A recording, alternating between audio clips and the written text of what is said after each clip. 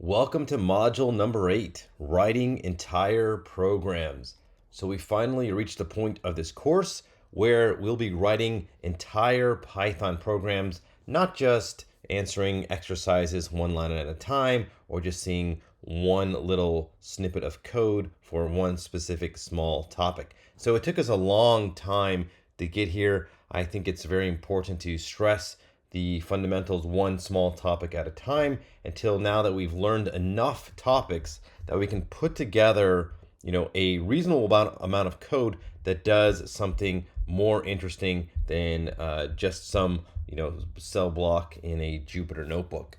So all of our code thus far has come in these these Jupyter notebook cells, these code cells over here, which are great for writing small snippets, getting editing quickly, seeing some output, moving on to the next cell, and also integrating in notes, images, and all sorts of things you can do with Jupyter notebooks. You can make them into blog posts.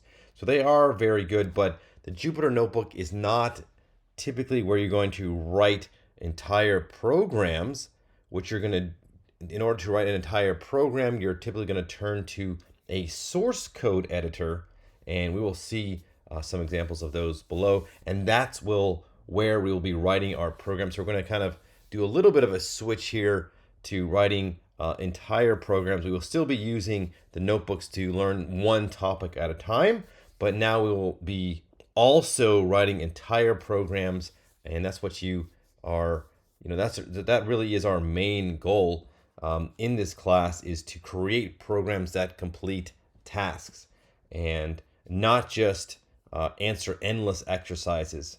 So knowing how to answer a bunch of exercises does not really create useful programs. You have to kind of put all of this material together and aggregate it and produce something that can complete a task that is desired.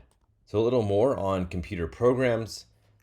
Every action that we take on our computer is driven by a computer program. So every menu item we click, every selection we click, every game we play, every email we write, there's a computer program that has been written to instruct the computer on what to do whenever that action is taken.